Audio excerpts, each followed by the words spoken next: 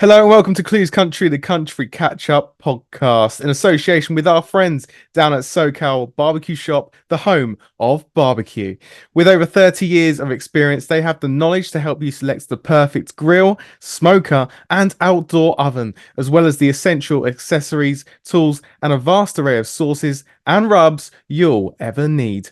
Go and visit them on a Saturday and experience a free demo day or sign up to one of their assorted monthly barbecue masterclasses. Did I mention they also stock Yeti? It's worth dropping in just to view their fantastic range. Simply visit socalbarbecueshop.co.uk. Right. Hello, welcome to Clues Country. Hello once again. Yes, we're back this time for a special episode with another guest who is definitely starting to make waves, definitely in the US and also here in the UK too. Been busy playing the Opry, loving watching videos on Instagram as well, by the way. Also Thank playing you. shows with the likes of Maddie and Tae, as well as a brand new single called Trace of You and a few more as well. Please welcome to the show, Anna Voss. Hello. How are you doing?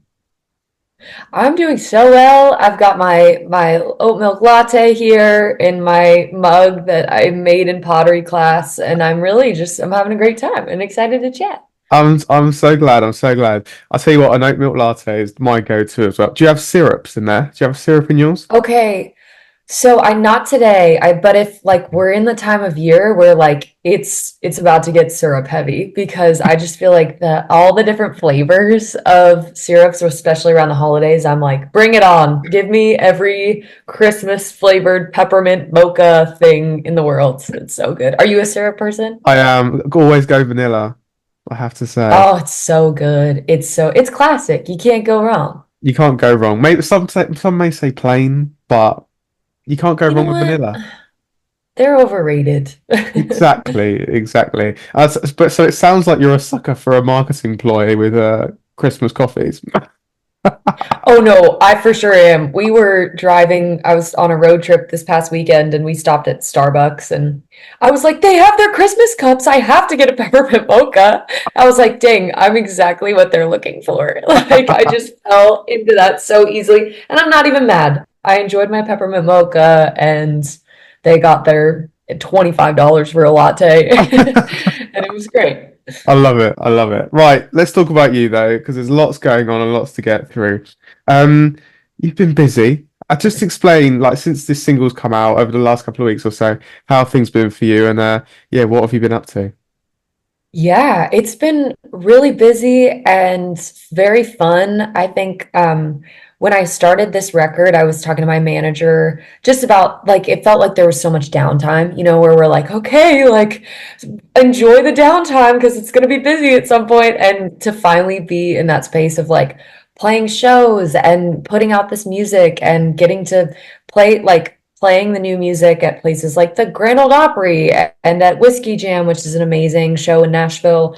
It's just really, really fun. And um, I feel like, yeah, it's just taken up a lot of time. And too, on top of that, we're still finishing my debut record right now in the studio. So I feel like I'm kind of doing everything at once, but it's all really fun and it's the dream. So I have no complaints. Let's talk about that dream, because evidently there would have been a starting place for you, and when you first picked up Yeah. an instrument or you first wrote your first music.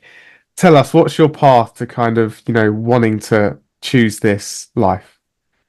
Yeah, so I grew up in Southern California and I just grew up in a really creative family. My dad was a songwriter and an artist, and my mom was a videographer. So I was like, my dad was on tour and my mom was on the news when I was home from school. So it was just this mix of like, I didn't like the traditional jobs in my family were like very creative and no one does business or anything stable. So I just was around that and I was writing songs in my bedroom and performing my arena tour to my stuffed animals and my childhood dog. Of course. And then when it came time to like really decide what I was going to do after high school, I found Belmont University in Nashville and was a songwriting major and just continued the like delusion maybe of like this is going to be the thing that I do for the rest of my life. Um, yeah, and I hit the ground running in Nashville and just never didn't believe. Let me rephrase that. I always believed I could do it, and again, like that delusion was just like a healthy amount of delusion. Um, and I feel pretty lucky because I had some success like early on in Nashville. I was graduating college at 20 with like an agent and a manager and a publisher and all these things, and kind of thought that like, oh, this is where everything happens. And that's been probably 4 years now, and a lot has changed. And I really felt like the message that people were telling me at that time was like, listen, like, we love what you do, but if you could just like dye your hair a little bit blonder and like make your songs just a little more in the box, like then we can really like make you a star. And I just didn't really want to change who I was to try and like fit into a box to make it work.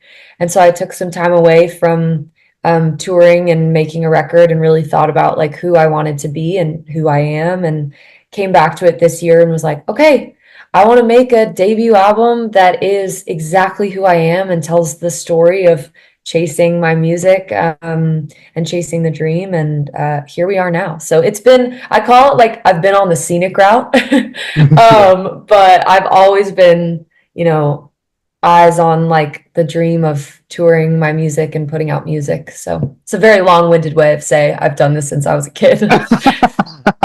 I mean, is it quite hard to comprehend? You know, you've kind of made that trip from California to Nashville. You've gone to Belmont, which is, you know, so well known for exactly what you've done, and to then be told, not quite there, we're going to have to change you. Is that Yeah. just quite hard to fathom, especially when you probably had it in your mind for so long about exactly what you wanted to do? Yeah. Oh my gosh. It was so, I mean, like there's a reason I felt like I was like kind of knocked, the wind got knocked out of me a little bit. And I really like, I felt like the message that I was being told was like, if you don't change yourself, like it's kind of all downhill from here. And that really scared me for a while because I was like, holy crap, like these people have like broken some really big artists and like they've been here longer than I have. They know what they're doing. Um, but I like to say like I really started thinking about what a bike ride is like going downhill and how you have like the wind in your hair and like the sun on your back and you don't have to pedal that hard. And so I just fully embraced the message of like it's all downhill from here. Mm. And I wrote a song called Downhill, and that's going to be the title track of the album, is just Downhill from here. Because I feel like I'm in my downhill era, and I'm proud of it. I'm really proud to like have embraced this feeling of like, you know what, like I gotta leave the stuff behind me that's not going to serve me or serve my music, because at the end of the day it's my career. And I I would love to have a hit song, but I don't want to have a hit song that I hate singing every night because it feels like it's not who I am. So, yeah, it's been a process though. Lots of therapy, and lots of many tears. But mostly like now I feel like I feel like a phoenix rising from from the ashes. But yeah. I sense that. I sense that, to be fair, and I can sense that in the music, and I can sense Mm, that with, you know, the people that are supporting you on this as well, and the radio play and all that thank kind of you. stuff. So I can see that for sure, and obviously well deserved. But Nashville was Thank obviously you. always a pull for you to make that move in the first place. Was it Yeah. always country that was going to be in your mind, or this kind of genre of music? Yes, I love country music. I love country songwriting. Like I mean, growing up, Taylor Swift, she was still like country, and Casey Musgraves and just female storytellers especially. Really, I've always been drawn to outside of country too, Joni Mitchell, Stevie Nicks. But to me, country was just what I listened to a lot growing up. And to when I first moved to Nashville, people were like, San Diego, there's no country music in Southern California. And I was like, I don't know if you've ever been to California, but there is, I mean, it's coastal country, but it's just like I grew up where I went to like driving to high school, like you'd pass someone like on a horse on a path. And so it was just like a very rural, not rural, but just like I was surrounded by nature, and I think nature and country music go so hand in hand together, in a really meta way. Yeah. But yeah, so Nashville was just like there, it was a no-brainer for me, especially because, Taylor Swift's like, I moved to Nashville to make my dreams come true. And I was like, Nashville. Like, step three, move to Nashville. And Belmont was obviously that place. What was your Yeah. experience there, and how was that for you? I loved Belmont. I kind of the deal with my family, which I'm so thankful for the privilege to have like been able to go to college because I know a lot of people it's expensive and um not everyone is like guaranteed that, but my parents were like, listen, chase your dreams, but also get a bachelor's degree. And so I found Belmont and I was like, how about I go to college, but I major in songwriting? And they were like, okay. So I loved my experience there. I'm very much a go-getter, so I kind of was probably obnoxious to my professors and being like, "Hello, I have dreams and I will accomplish them by the time I graduate." And they were like, "Okay." But they really helped me. They just put me in rooms that I think really allowed for me to learn the business side of things, but also learn the creative side of things. And then also like scholarship wise, Miranda Lambert created a scholarship at Belmont called the Women Creators Fund that was for a woman pursuing songwriting and music business at Belmont. And I was chosen as the first recipient. So that was just like financially really helpful, like career wise, really opened a lot of doors for me. So I really loved my experience there and I would recommend it to anyone because it set me up well. Crazy. Well, what a time and a place to be in then, especially when Miranda Lambert's doing that kind of thing. Um, Yeah, seriously. what one thing I wanted to ask, and this I'm laughing because you might laugh at what I'm about to say. Yeah. University in America, we see it on the films. We Yeah, okay. What's is it like that? Okay. I think it's here's the thing is I feel the same way because I like Belmont is not a traditional college Mm, in the sense of like I grew up watching movies and I was like sorority life and yeah, people getting wasted and like it's just crazy.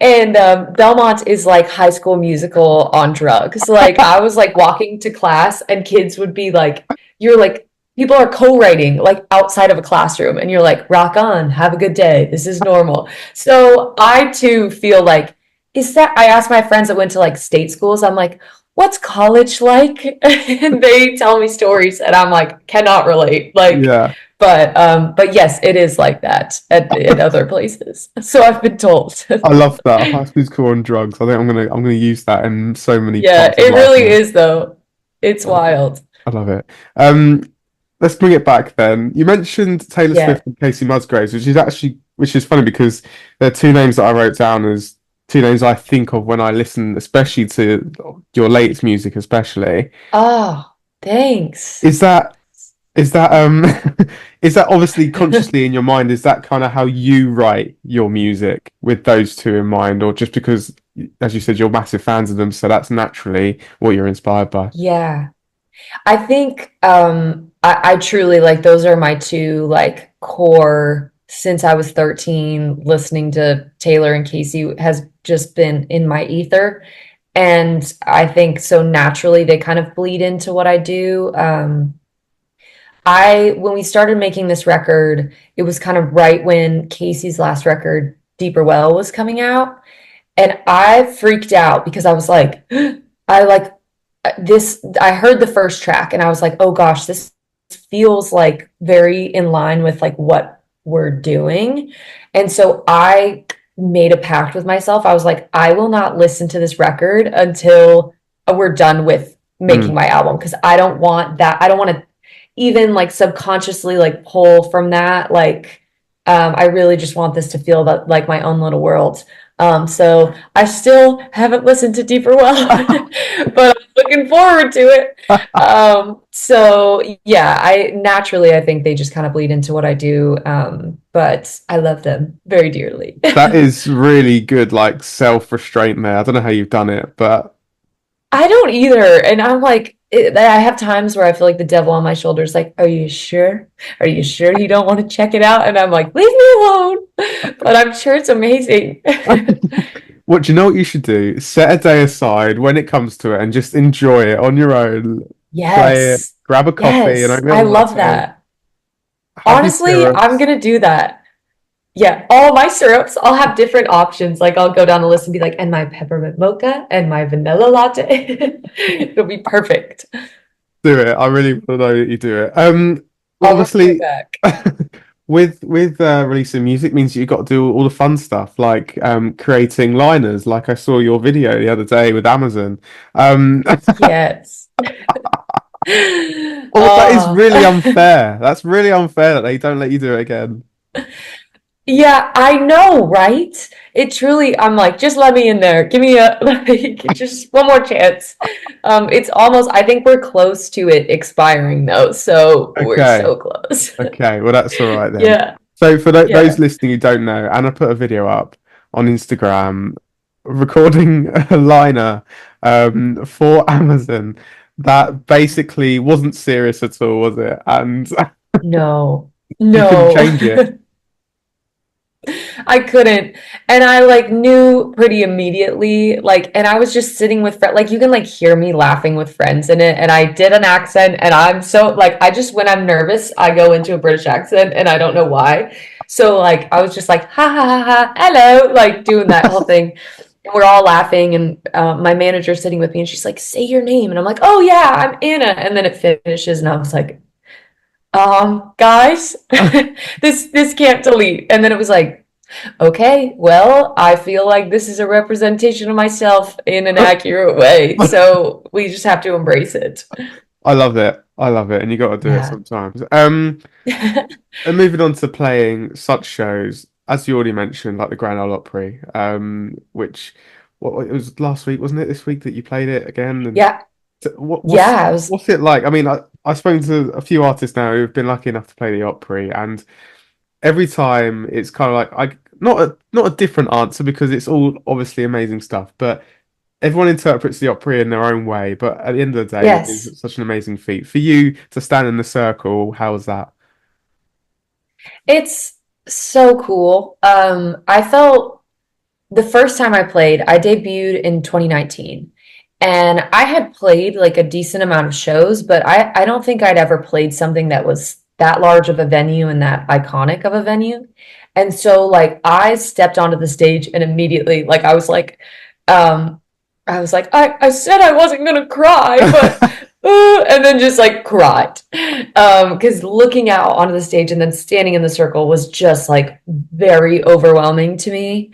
And I was really proud of myself because this time I stepped onto the stage before the performance. The house was empty. Mm, And I was like kind of ready for that feeling again of like, whoa, this is big. But since then, I've played so many shows and I've like toured with Willie Nelson and toured with Maddie Tae and just like grown a lot as a human. And so I think when I first played, it was like putting on like a jacket that was too big. That was like, wow, I feel, it's cool to wear the jacket, but it feels a little big. And I felt stepping onto the stage, I don't know whoever says that ever, but I felt like when I was stepping onto the stage this time, like I was putting on a jacket that I was like, oh, I've grown into this. Like it mm. fits. And I didn't have the butterflies of fear. I had this like, oh, it's good to be here. So it was just a really like peaceful night, which is such a strange way to describe a show. But yeah, I was really proud of that. And I had like a bit of a panic of like, like I feel like I should feel scared. And my friends were Mm. like, what if you've just like grown up a little bit? And I was like, oh, this is what I've worked on. Like we're doing it. So it felt so good. And to just be back there in that iconic place was pretty awesome. With all my family and stuff like that was, yeah, unmatched. Yeah, what's it like walking onto the stage and then what do you notice first? Like as soon as you walk Mm, on and you stand by that microphone, can you see it? Now, I've been to the Opry, I've done a tour of it, and I've yeah, stood in the circle and looked up and yeah, seen a camera in my face because they take one of those awful weird photos. yeah. And I've had one of them, and I'm not comparing it at all to what you've experienced, but that's my experience. But for you, Yeah. what do you notice when you're standing there? So, truly, the first thing I noticed, if I can be 100% honest, the audience is so well lit at the Opry. And normally, like, you can see the front, like at other Yeah, venues, I feel like I can see the front row, and then there's so many lights that you're just like, there's people there, but I can't really see them. You could see every single person's face at the Opry. So, like, I walked out the other night and I was like, hello, hello, hello, hello, hello. Like, I know you so well, I feel like at this point. So that kind of always sends like like a bit of a chill, I don't know, a yeah, spook into me. But then just like I feel like just seeing the circle and like you probably saw like the like notches in the wood and the way it's like worn down and just this like texture of it is like, whoa, like this is a crazy, it's crazy how many people have stood on the circle that are way cooler than I am and have like truly like formed this path of country mm. music historically. So cool. So it's like really well lit people and then immediately in the circle. Brilliant. It is amazing. It is amazing. It's so weird when you walk into a venue like that and you just kind of feel it all around you, isn't it? As soon as you walk in, Yeah, crazy. you really do. Um, let's talk Maddie and Tay Yeah. because these two are just they just feel like they're great people to be around. Don't you just love them? They're awesome. They always seem so humble and just so almost Mhm. normal as well. Like, well, how was it Yes. touring with them and playing shows with them? So, so awesome. Like, I can't say enough about them as performers, as friends, as like fellow artists, as fellow, I was gonna say fellow moms. I'm a cat mom, so different. But like, they just like, I love them so much. And getting to tour with them and like be introduced to their fans, like truly, it just felt like a girls' night every night where it was like, all the people in the audience, like I've never, I don't know how to put it. Like, I guess I just sometimes can feel like so, I feel this is deeper than I like need to go, but like, sometimes I feel like being an artist can be like a really selfish thing because you're like, listen to my music and listen to the things I have to say. And that can make me really uncomfortable because I am like, I don't know. It's weird to me. I felt so purposeful on this tour with Maddie and Tay because it's like young girls in the audience and people like I feel like I saw my younger self in the audience and like I was like my job is not to be like, "Hey, I hope you like my music." My job is to hopefully like share with you that like it's okay and like hopefully share a message with you that's like you are not the only person experiencing this. And I just felt so connected to that purpose on the road with them. Mm. And they made me feel so welcome, like even just beyond the two of them, like their whole crew, their tour manager, their band, their photographer, their like merch team. Like I've never felt so welcomed on a tour before. So they are some of the most amazing people and hilarious too. Like just a fun time to hang out with. So I love them. And there's more and more of the Maddie and Tay clan coming. Obviously, Tay's pregnant again, Yes, which is I amazing. know. And there's more and Yeah, more. I'm sure that I'm I just gonna. know they're building I mean, it's like an army, I think at some point you go, I don't know how many kids becomes an army, but no, it's so I'm excited for Tay and just their growing families. They truly do like such a good job. I feel like I don't have kids right now, but like at some point I would love to have children and I think that there's this belief that like as women like once you have a kid like oh like your artist career is done like time to like hang up the whatever you hang up when you're done with something and I watching them be moms on the road was so inspiring to me because they're like playing this badass show, they're wearing heels that are like 8 inches tall, and then they get off stage and they're like, I'll be right back, but I'm just gonna go like put my baby down to sleep. And I'm like, okay, that's crazy. It's just so cool. So yeah, they're awesome. Smashing it as they always do. Trace of Yes. You. Then this new song Yes. is great. It's the Thanks. song that I think I heard it and I was like, this is great. I need this. I Thanks. need this. I Yes. need to talk to Anna. Tell me the story of this one. Yeah, so it was one of the last ones I wrote for the album. I I had a kind of a pile of songs at the end of last year that I was like, I love all these, and one day maybe I'll make an album with these songs on it.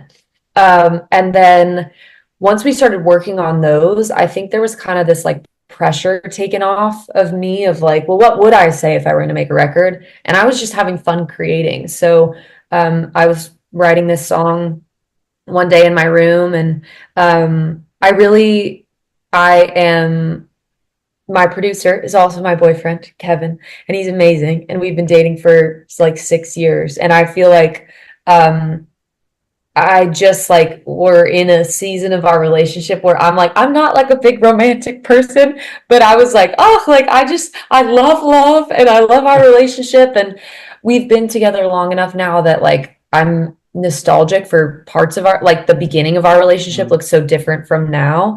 And so I wanted to write a song about the things that remind us of the people that we love. And like even just like the feeling in the air when it starts to get like warmer, like as summer is coming, like reminds me of when we first started dating or yeah, all that stuff. So I wrote this song and I kind of was like, oh, it's weird. I'm never gonna like whatever. It's cool. We put it in the cool, weird Anna pile.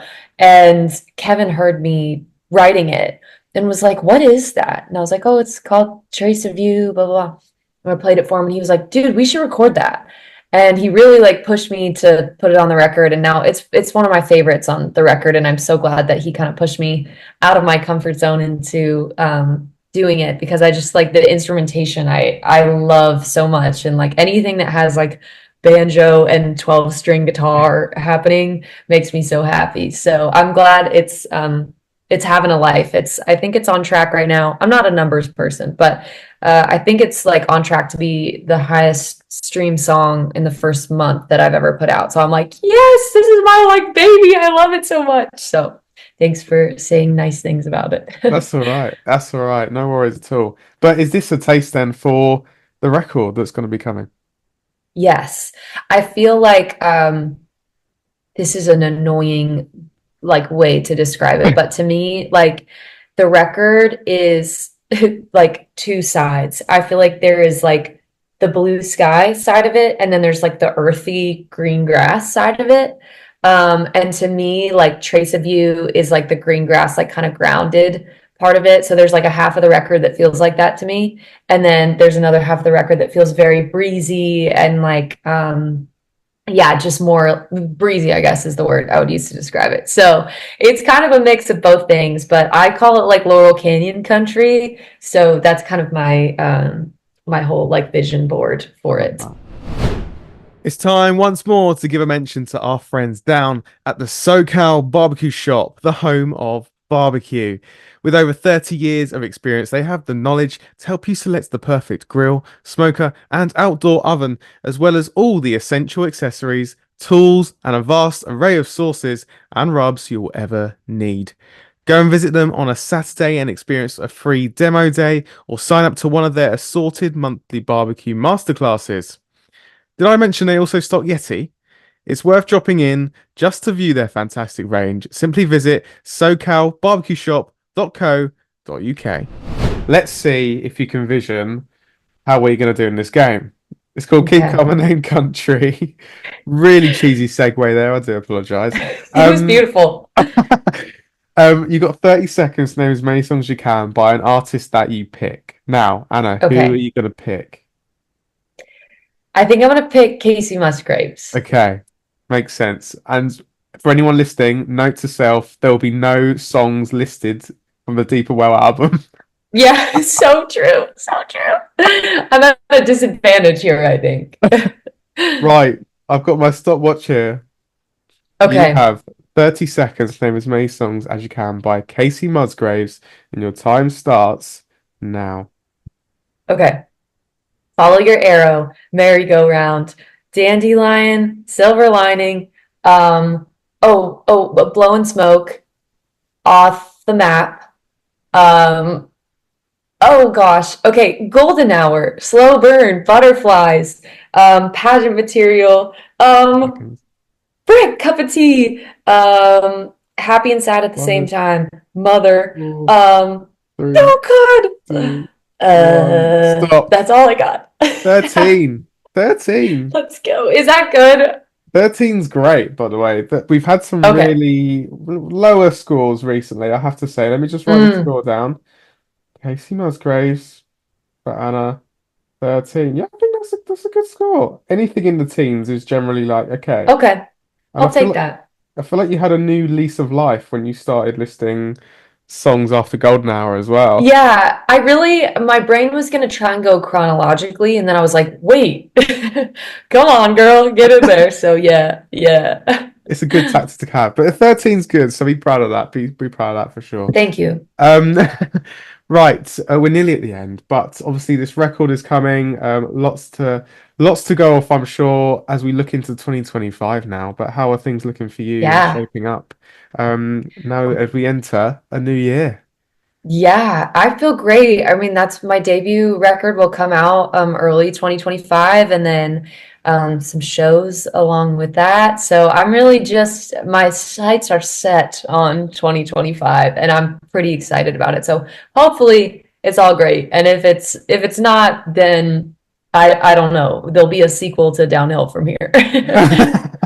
We look forward to it, and of course, make sure that the UK is hopefully on your agenda. I I want to get there so badly. I've heard such good things, and yeah, I just would love, love, love to play in the UK. So I'll work on it. Sounds good. And if you see those girls, Maddie and Tay again, tell them that we need to see them back over here because we haven't seen them for a while. So maybe when you come over, I bring them too. will. I'm writing with Maddie today, so I will pass along the information. Please do. Sounds good. Anna, it's been great to chat to you. Congratulations on the new single. We look forward to hearing the record when it arrives. Thank you so much. Thanks for hanging out.